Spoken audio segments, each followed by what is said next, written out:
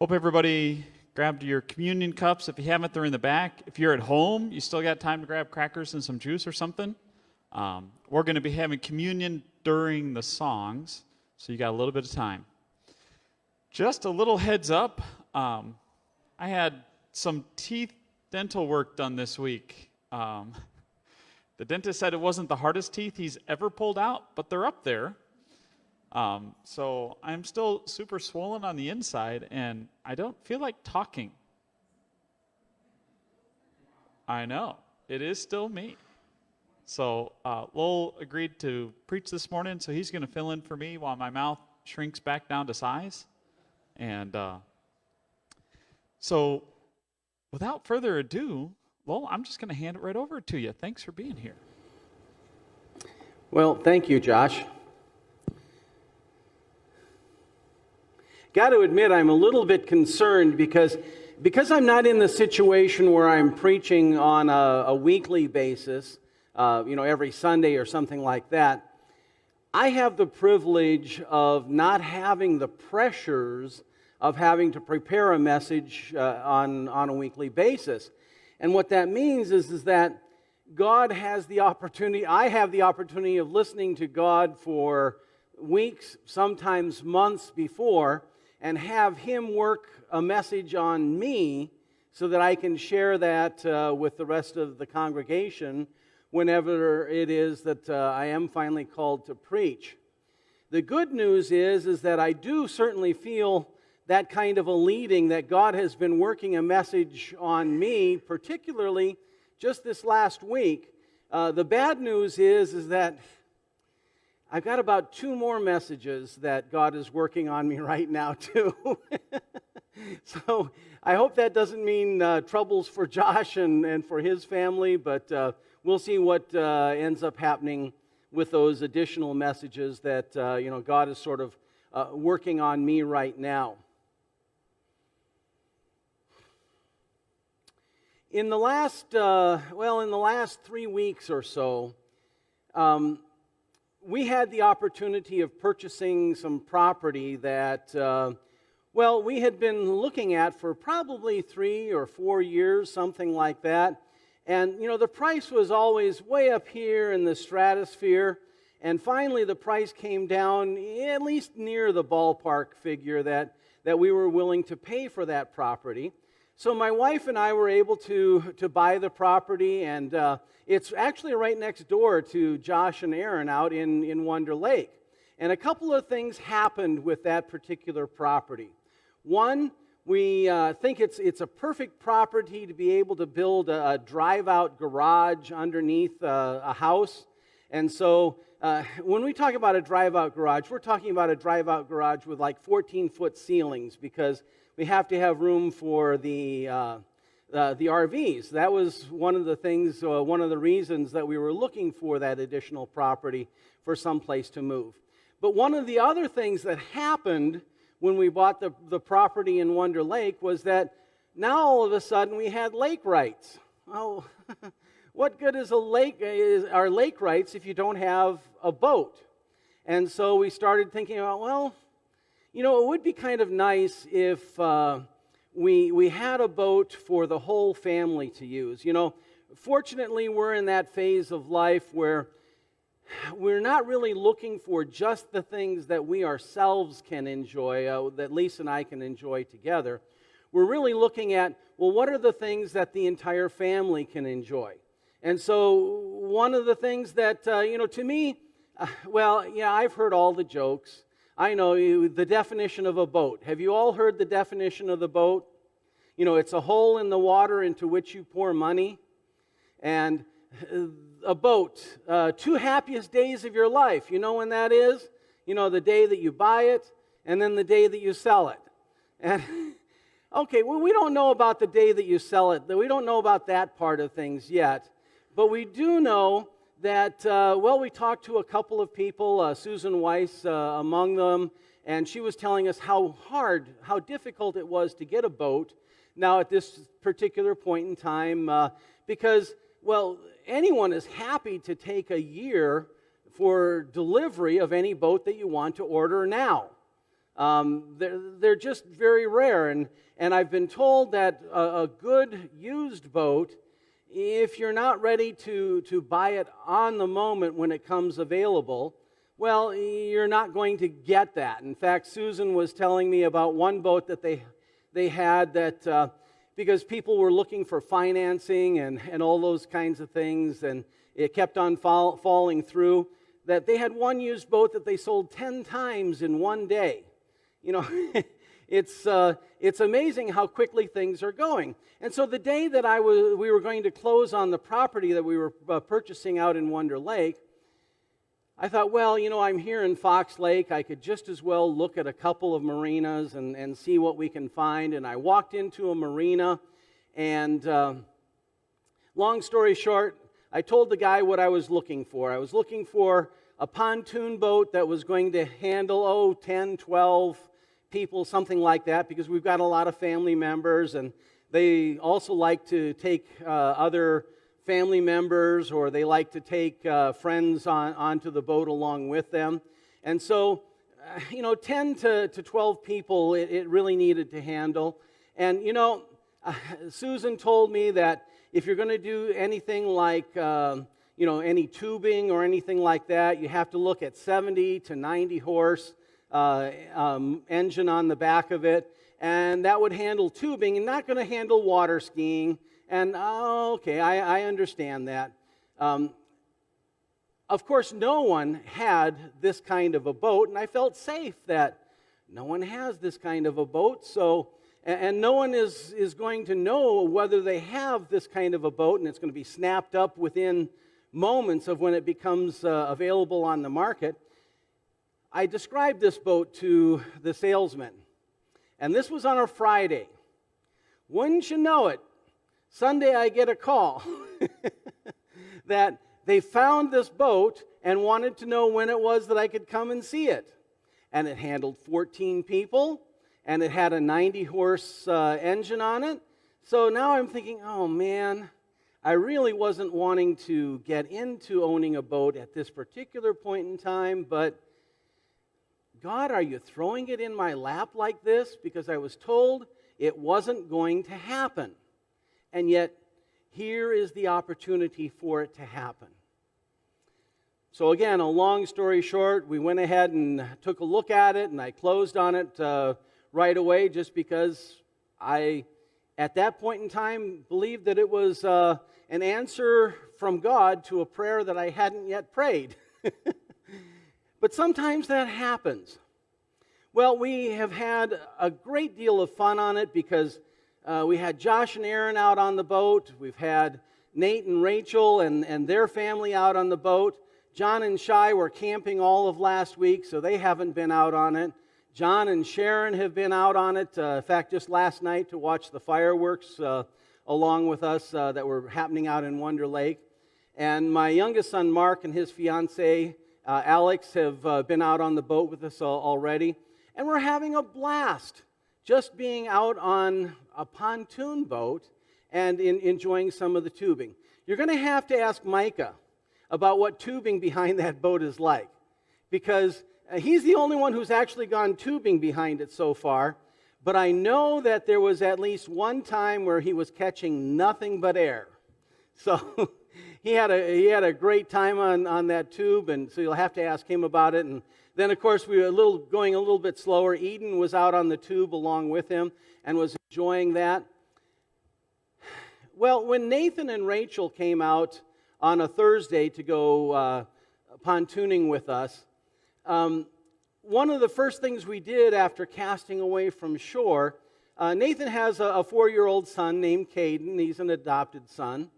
And boy, talk about energy. Talk about enthusiasm. Talk about mischief. That is Caden. And I asked Caden to hop up onto my lap so that Caden was going to get to drive this boat. And he was the first one from Nathan's family to be able to drive this boat. And he gets up there, and boy, is he serious about driving this pontoon boat. And I showed him the throttle lever, and I told him, now, the further you push this forward, the faster we're going to go. Well, what do you think the first thing that happens is? It's all the way forward.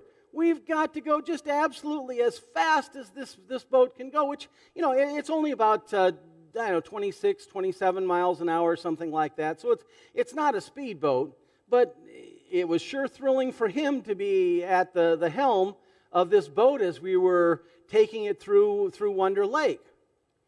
And he was just grinning ear from ear that he had such power and such control over the lives of 7 or 8 other passengers that were on this boat.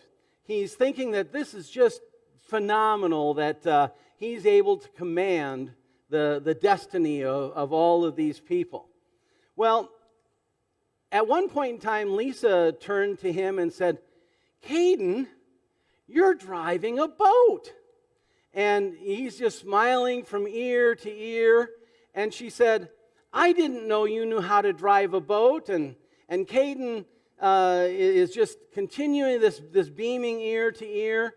And then she says, "Caden, did you know that you knew how to drive a boat?" And of course he shakes his head. "Yes, of course I knew how to drive this boat. I've known all my life how to drive a boat," is kind of his thoughts, his thinking on this. And such exuberance, such joy. And then it started striking me that, yes, I enjoy driving the boat, but so much more, I enjoy my children and my grandchildren being on that boat. My enjoyment, my delight comes from them enjoying, them being delighted. And it's been a thought in the back of my mind for some time here that, there are some limits on an unlimited God. Have you ever thought about it this way? Have you ever wanted to surprise God? How are you going to do it? How could you ever surprise the one who is all-knowing? Have you ever thought about how you could do something that's really going to be impressive to God? How do you impress God?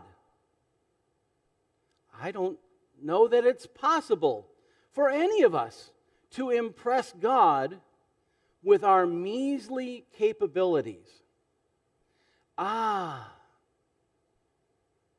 But can God be delighted with us? Have you ever thought about this? That the reason that God is in relationship with you, if you are in relationship with Him, is because He is delighted to be in relationship with you. Have you ever thought of God as that Father up above who longs for the relationship, for the fellowship, who longs to enjoy you? I'm afraid that too often in our churches, we tend to have a little bit more of a moralistic stance on this, that if we do this, if we do that, if we avoid doing this other thing, well, then we can please God. But I don't know if please carries that same weight, that same gravitas of thinking that God is delighted in us. And that was a very joyous thought for me. Because I've always wanted to be, that serious person that would do the Bible study that was just going to really be the end-all of all Bible studies. I really wanted to perform that act of service that was going to be the supreme act that, yes, this is finally going to really please God. Maybe I can somehow earn the right to delight Him. But it's a real encouragement to begin to understand that those of us who are in Christ, He is already delighted with. Now, you noticed in my introduction, as I was talking about the mischievous nature that Caden has, back as a junior high student, one of the things that I noticed was that, the principal of the school that I went to, the vice principal of the school that I went to, was on a first-name basis with some of the students. And then I realized that the students that the principal and the vice principal was on a first-name basis with were always the mischievous ones. The ones who were continually getting into trouble, the ones who were being constantly sent down to the office. In fact, the one time that I had to go see a principal, it was because I had gotten into some trouble at the school, and it was for me, it was not a fun situation, but I guess on the other hand, I got a chance to think, well, I'm finally getting to meet the principal. And a lot of us think of God as that kind of principal up in the sky that's going to keep us in line. He's going to keep a watch over the things that we do, and He's always going to be correcting us. As I was listening to Moody this last week on the radio, I had a chance to listen to one of these family life sessions, a family life seminar, and they were talking about how a husband got off early from work one day, and so as he came home, he thought, I'm going to really surprise my wife, and I'm going to mow the whole yard, and I'm going to put down some mulch, and I'm going to trim around all the trees and around the driveway and the sidewalks and trim everything around the garage. I'm really going to do a spiffy job of this. And so he spends his entire afternoon working around the house. And when his wife gets home, her remark to him is, "Oh, hon, it looks like you missed a spot." Talk about taking the wind out of someone's sails. Always correcting. Always asking for improvement. I think that's the image that we have of God so frequently. When the reality is, God takes delight in those of us who are called by His name. Yeah, there may be some mischievous qualities to us, just like Caden has those mischievous qualities to him. But I can still see the smirk on my mom's face as she would say, "Oh, Caden, he's really something, isn't he?" It wasn't because he had done something that you would normally think of as a big delight. It's because that mischievous nature was coming out a little bit. Now, I'm not saying that we need to be derelicts in order for us to really impress God. What I am saying is that even in those moments where we are derelicts, even in those moments where we are mischievous, even in those moments where we're disappointing ourselves and disappointing others, God delights in us. And I think that that's something that is going to be very powerful in holding us to God. Because, if you find a person that really delights in you, don't you want to hang with that person? Don't you want to stick to that person? Don't you want to just constantly be around that person that takes delight in you? And so I started looking at a few Bible verses that talk about God's delight in us. And I thought it would be good for us to spend some moments thinking about some of these. Zephaniah 3:17 says, "The Lord your God is in your midst, a mighty one who will save. He will rejoice over you with gladness." You know, there's a double emphasis there. I want to know that people are rejoicing over me. And if they're rejoicing over me with gladness, how much better is that?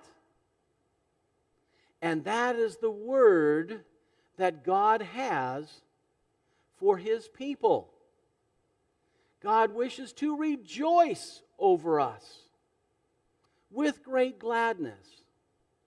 Now remember how I said that one of the problems with being omniscient, being all-knowing, is that you can never surprise the all-knowing one? You can never surprise the person that knows all of your secrets. Isn't it wonderful that the one who knows our deepest, darkest secrets, the one who knows the things that, well, we find most disappointing in ourselves, rejoices over us? Why? Because the sins have been dealt with. For those of us who know Christ, the sins are gone. I think of the words of the song, "What Sin?"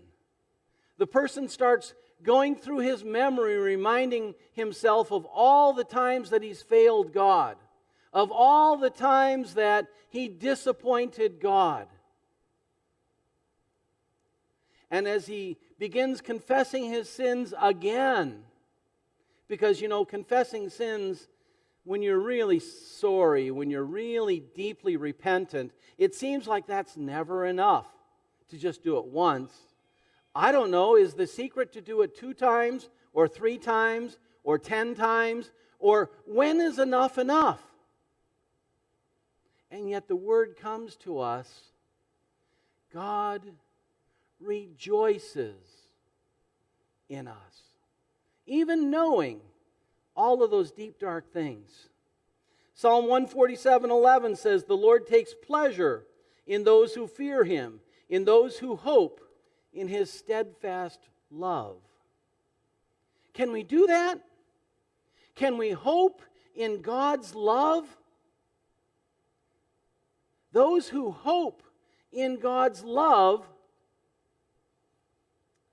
God takes pleasure in each and every one of us as we hope in God's love.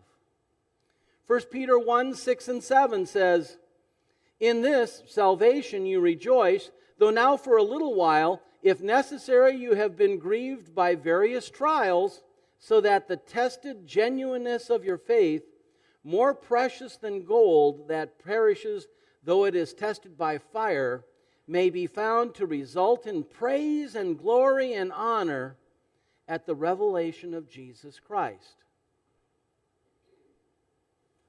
Have you ever been tested? Have you ever been tried to that point where you're afraid this is too much? I just am not going to be faithful. Have you ever wanted to throw your hands up and say, "God, I don't know what you're asking of me because I can't take anymore"? Have you ever watched children accomplishing something that they never thought that they could accomplish? Have you ever taken the great joy in watching their joy, their sense of accomplishment? Well, the only way that God is going to know and experience that kind of joy is by strengthening us in the trial so that He can take great joy in our joy.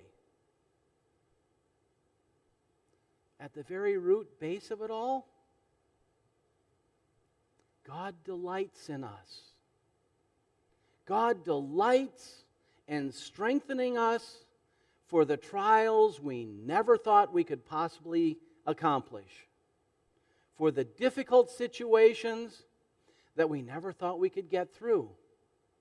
And yet, as we come through, Maybe we're gasping our last breath as we're coming through that trial.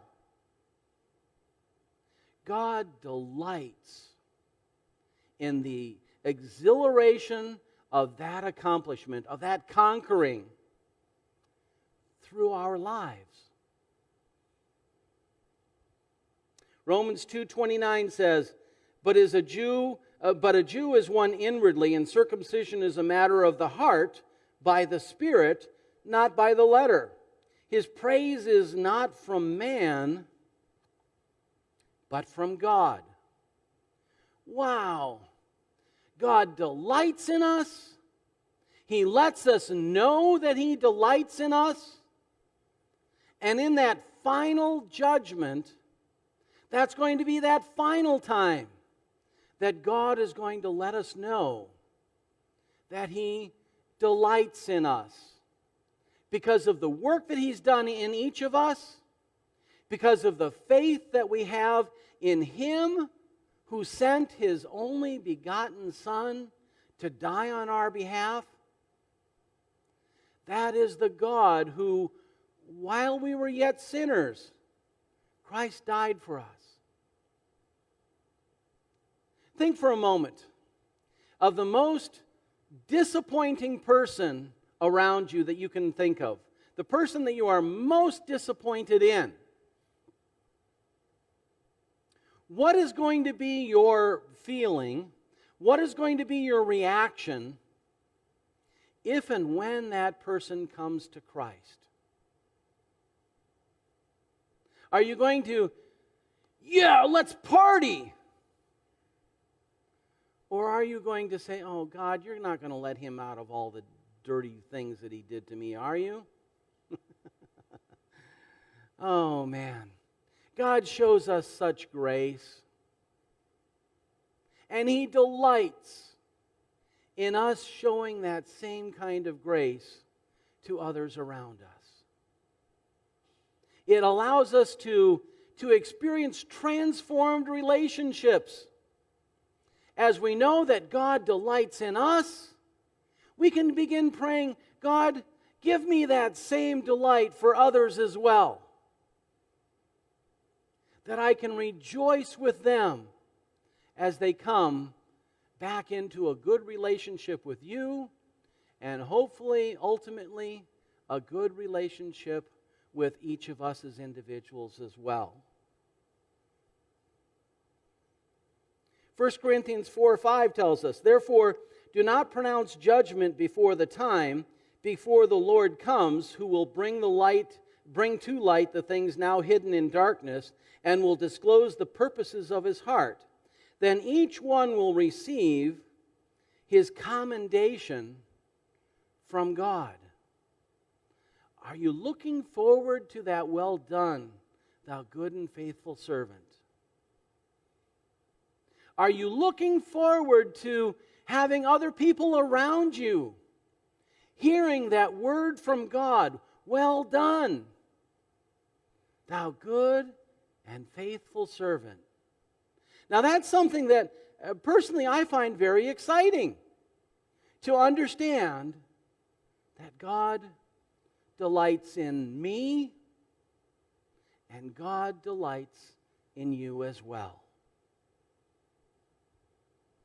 Psalm 18:19, He brought me out into a broad place. He rescued me because He delighted in me. Have you ever thought about that's why trials come about? That's why you're left out in the open where anyone can take a pot shot at you?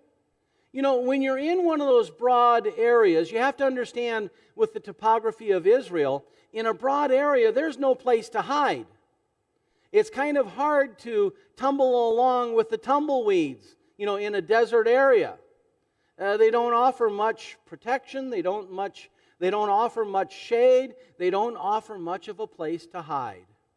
You are most vulnerable in a broad, wide open area. People can see you from a long ways off. People can attack you from a long ways off. You're most vulnerable there. And yet, why does God let us go into those vulnerable, broad areas? Well, this passage says, He rescued me. We're going to recognize it wasn't me. It was God rescuing me. But why did He rescue me? Because He delighted in me. He delighted in rescuing me. Isaiah 62, verses 3 through 5. You shall be a crown of beauty in the hand of the Lord, and a royal diadem in the hand of your God. You shall no more be termed forsaken, and your land shall no more be termed desolate, but you shall be called my delight. Wow. Wouldn't you love to have your name be God delights in me? And yet, well, each of us have that name when we are in Christ. 1 Kings 3, verses 9 and 10. Give your servant, therefore, an understanding mind to govern your people, that I may discern between good and evil. For who is able to govern this, your great people? It pleased the Lord that Solomon had asked this. Solomon was granted one wish. You can have anything you want. And his wish was to be a good governor for God's people. Wow. And he received all the other things that he might have wished for. Why? Well, we would like to say it's because he had the right answer. It's because he said, let me govern these your people. Oh, yes, I understand how someone could get that message. But let me suggest to you the bigger purpose, the bigger picture, is because God delighted in him. God delighted in seeing Solomon responding in this relationship that he had with him. Yeah, things went bad later on for Solomon because he forsook that relationship. But he himself was never forsaken. God continued to delight in him. Psalm 149:4. For the Lord takes pleasure in his people. He adorns the humble with salvation. He takes pleasure in his people. Do you hear that? He takes pleasure in the people who realize they can't do it themselves. He takes pleasure in the people who know this isn't within my strength. He takes pleasure in the people who freely and humbly admit, I can't do it myself. God, I need your help. Do you want to please God? Do you want to experience his pleasure in your life? Admit, I can't do it. I need your help. And then we can rest in his delight that he finds in each of us. And then finally, Job 33, verse 26. Then man prays to God and he accepts him. He sees his face with a shout of joy, and he restores to man his righteousness. I don't know how many of you spend time thinking about the first 3 chapters in the book of Genesis, where it talks about God's creation and how everything is wonderful, everything is good. His final pronouncement was, everything is very good, exceedingly good. And then we learn about the fall of man. And everything is not good anymore. Do you know why there's sickness in the world? The fall of man. Do you know why there's laborsome toil? Hard work against thorns and thistles? This last week, as I was starting to clear some of the land, I got a couple of thorns in my right hand here. And you know what? They still hurt. It's been several days, and they still hurt. Finally, yesterday, I got a little sliver out of one of them. I think it's on the mend now because it certainly doesn't hurt like it used to hurt as I would put pressure on it. But I've still got a little bit of a sore there. Isn't it wonderful to know that God is in the process of restoring everything that we've set wrong, everything that we've screwed up, everything that becomes a burden, a toilsome labor to us? God is in the process of correcting that. Why? Because He delights in restoring us to righteousness. Now, I don't want to paint this in too broad of a stroke because I don't know the condition of people's hearts. If you have that relationship with God through belief in the death and resurrection of His Son, Jesus Christ, if you have that belief, you can know that God delights in you. If you're afraid that God doesn't delight in you, you need to take that step. Confess that Jesus is come in the flesh. Confess that Jesus is the Son of God, that Jesus is the redemption that God offers to each one of us. As we receive that gift through faith, God showers His grace upon us. And once again, we can know that God delights in us. It was exciting this morning as I was listening to the worship team that there are a couple of songs that I think blend in very well with this whole theme of God delighting in us. So I'd like to invite the worship team to come on up, and we'll continue our service with them.